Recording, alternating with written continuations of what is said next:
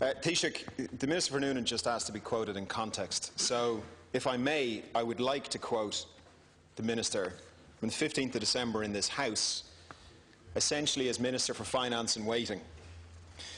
Ireland's commitments on sovereign debt and debt under guarantee must be honoured in full. What legal or moral compulsion is there on Ireland to honour in full debt incurred by Irish banks when there was no state involvement in the arrangements?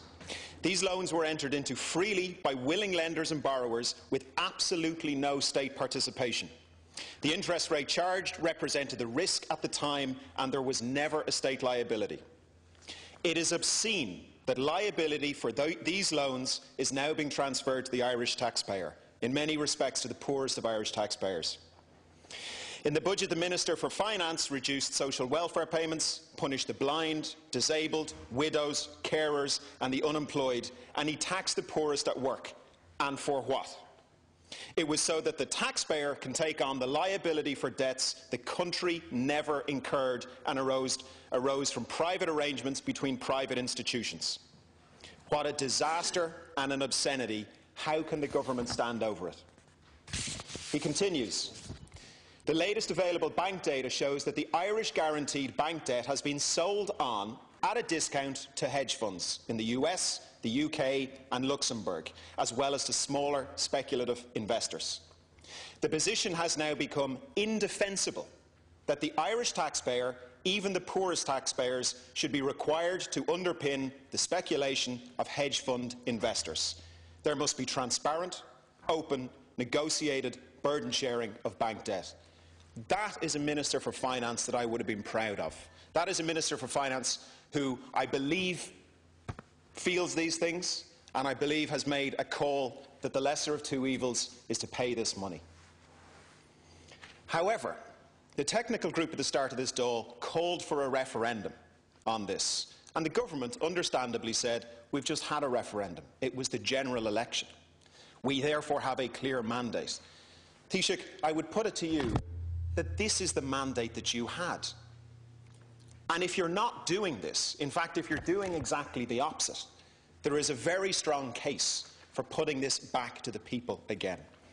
The reality in office is, we've heard yourself, Taoiseach, and we've heard the Minister for Finance on national airwaves, on international airwaves, repeatedly say, we will pay our debts.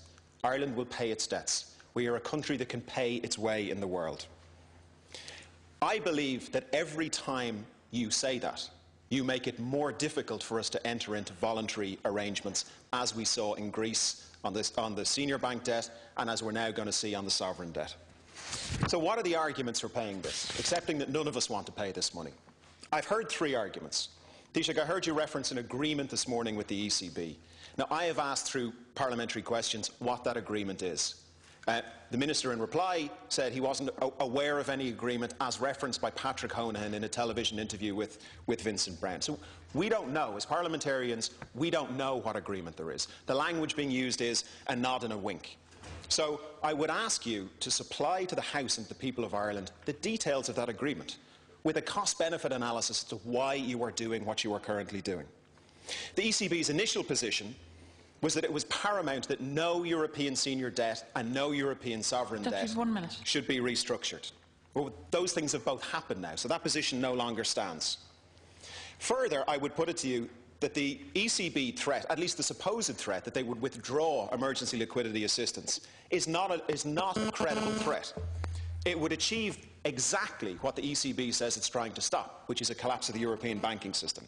It's also fair to say that nobody agrees with the ECB. I don't think we agree with the ECB. The IMF has stated publicly that it doesn't agree with the ECB.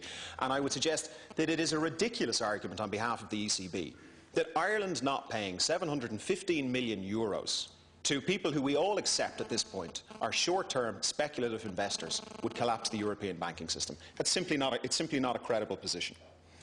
Taoiseach, you referenced county councils this morning.